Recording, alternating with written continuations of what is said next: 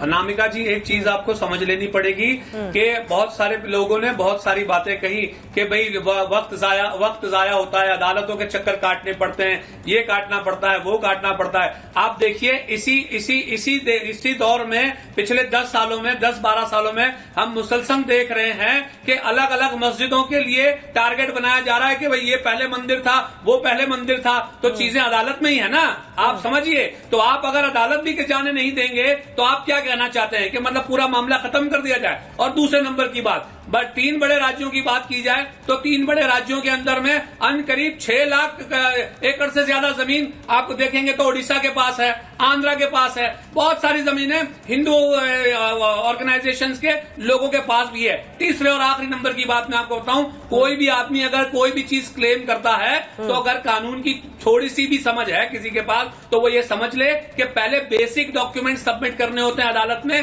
कि आपके पास क्या आधार है, उन आधारों के नहीं तो सर, जब वक्फ के खिलाफ कोर्ट जाने की इजाजत ही नहीं है, दानिश जी मुझे ये बताइए, जब वक्फ के खिलाफ कोर्ट जाने की इजाजत ही नहीं है, आपने ज्ञानवापी का जिक्र किया, आप काशी मथुरा की बात कर रहे हैं, आप अयोध्या की बात कर रहे हैं, सारे मामले कोर्ट में गए थे, लेकिन वक्फ का कोई मामला कोर्ट नहीं जा सकता है, तो आदमी शिकायत कहाँ करेगा फिर? मैं बताऊं, नहीं, मैं आपको बताऊं। देखिए सुनिए, मैं आपको बात बताऊं, दरअसल ऐसा नहीं है। इसमें मामला यह है कि कोई ये कहता है कि ट्राइब्यूनल का एपिलेट अथॉरिटी नहीं होता तो वो बेवकूफ बनाने की बात है। अच्छा। एपिलेट अथॉरिटी है और सुप्रीम कोर्ट तक उसमें जाया जा सकता है। अगर किसी के पास अज्ञानता है तो उसमें तो उसका तो मैं क्या इलाज कर सकता हूं, आप उसमें इजाफा कर लीजिए, पता चल जाएगा। सुप्रीम कोर्ट तक मैटर गए हैं, बहुत सारे मैटर गए। मैं आपको अगर गुजरात अहमदाबाद का एक जजमेंट दिखाऊं जिसमें गुजरात सरकार को 60,000 करोड़ रुपए चुकाने की बात की थी, वो वक्फ का मैटर है और सुप्रीम कोर्ट में आज भी जारी है। ठीक है, शहजाद फिर अतीकुर साहब के पास जाएंगे। तो सवाल ये है कि ये जो भारतीय जनता पार्टी, देखिए 10 सेकंड शहजाद रुकिए, 10 सेकंड बोलने दीजिए। अच्छा शहजाद 10 सेकंड। जो बेवकूफ बनाने की राजनीति कर, अच्छा बोलिए। भारतीय जनता पार्टी जो बेवकूफ बनाने की राजनीति कर रही है कि वक्फ के आगे जाया नहीं जा सकता, वो बिल्कुल गलत बात है। एपिलेट अथॉरिटी उसकी है, उसमें जाया जा। चलिए शहजाद, चलिए मैं अनामिका जी, दानिश जी की बात से शुरू करता हूँ। मान लीजिए कि अनामिका जी का एक संस्थान है, हिंदू संस्थान है, और उसका और मेरा डिस्प्यूट हो गया जमीन को लेकर। क्या अनामिका जी के ट्राइब्यूनल में जाऊंगा मैं? क्या अनामिका जी और मैं दोनों सिविल कोर्ट जाएंगे? तो बाकियों के लिए भी सिविल कोर्ट की व्यवस्था है, तो इसको भी सिविल कोर्ट की व्यवस्था दो ना। आपके केस में ट्राइब्यूनल हो और दूसरों के केस में ट्राइब्यूनल ना हो, दूसरों के केस में सिविल कोर्ट हो, ऐसा कैसे हो सकता है? संविधान वाले हैं ना। तो दूसरी बात, अभी अजय वर्मा जी को बुरा लगा, बीच में नहीं। अनामिका जी मैं किसी के बीच में नहीं बोलिए शहजाद, आप बोलिए। पॉइंट बात रखता हूं, तो थोड़ा सा प्लीज। हाँ अनामिका जी, अभी यहाँ पर एक व्यक्ति को देखिए, आचार्य जी बैठे हैं हमारे साथ, आचार्य जी का सम्मान होना चाहिए। उन्होंने फितरत को डकैती बोला तो उनको इतना भड़कने लग गए अजय जी। अजय वर्मा जी, जब देवता को भगवान नहीं है ये बोला गया, मंदिर जाने वाले लड़की छेड़ते हैं, हिंदू टेरर बोला गया, हिंदुत्व आईएसएस है बोला गया, 26/11 हिंदुओं ने किया, द्वारका को नाटक बोला गया, कृष्ण जी ने जिहाद सिखाया ये बोला गया, जब पैगंबर साहब को मोहम्मद प्रॉफिट को गाली दी गई, सहयोग में ये सारा चीज बोला गया, तब आपके मुंह से एक शब्द नहीं निकला। प्राण प्रतिष्ठा को नाच गाना बोला गया, तब अजय वर्मा के मुंह पर कुंडी लगी थी, मुंह पर कुंडी लगी थी, कुंडी लगी थी, कुंडी। सगे नहीं हो तो पार्टी के क्या सगे होंगे? आप क्यों लगी थी? इस्लाम के सगे नहीं हो, धर्म के सगे नहीं हो। ऐसे टिप्पणी मत कीजिए अजय जी, प्लीज। अजय जी सही शब्दों का इस्तेमाल कीजिए, किसी के धर्म, किसी की पर्सनल चॉइस पे आप कुछ नहीं बोलेंगे।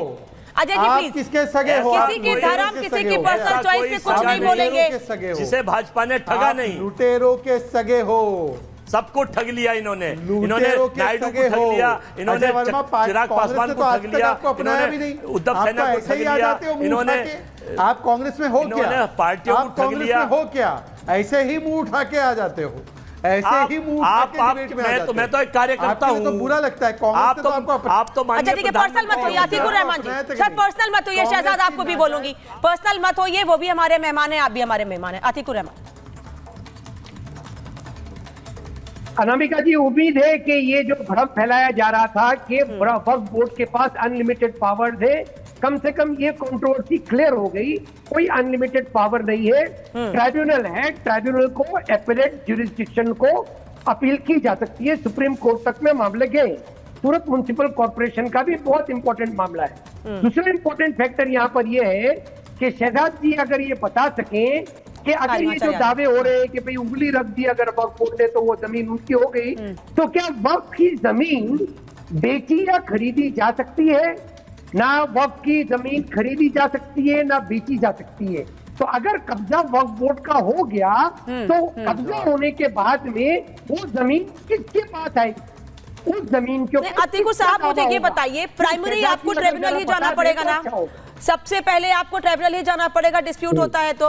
वक्फ अगर कहता है कि ये जमीन हमारी है तो आपको ट्रिब्यूनल ही जाना पड़ेगा ना, आप कोर्ट नहीं जा सकते हैं।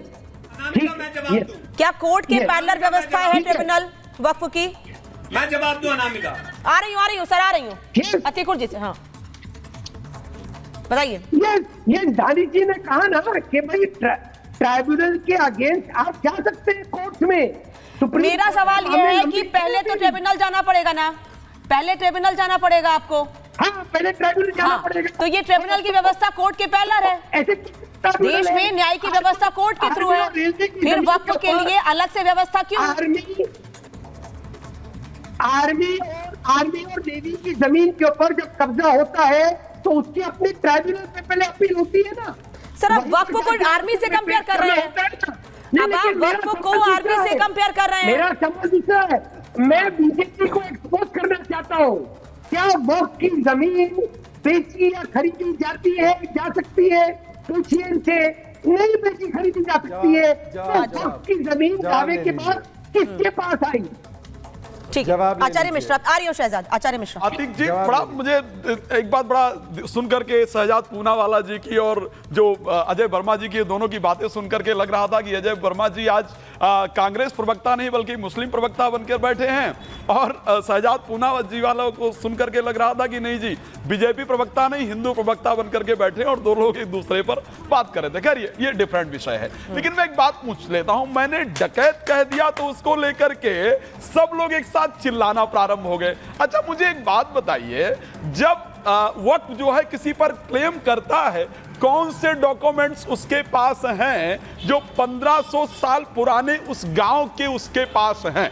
किसने उस गांव को वक्त को दान दिया था? मुझे प्लीज उसका प्रूफ यहां पर कोई एक प्रवक्ता बता दे, उसके बाद मैं मान लूंगा कि मैंने डकैत सब गलत कहा और मैं यहां माफी मांगूंगा। साफ बता रहा हूं, एक मंदिर का जिस मंदिर के ऊपर क्लेम कर दिया जाता है जो 100-150 वर्ष पुरानी है, किसने वो मंदिर दान की थी? कृपया उस दानदाता का एक नाम प्लीज बता दीजिए जिसने वक्त को दान दिया होगा। मैं यहां पर मान लूंगा, उसके बाद मैं कहूंगा मैंने डकैत गलत कहा था। मुझे उस 1500 वर्ष गांव को किसने दान किया था भाई वक्त को, जरा बताना।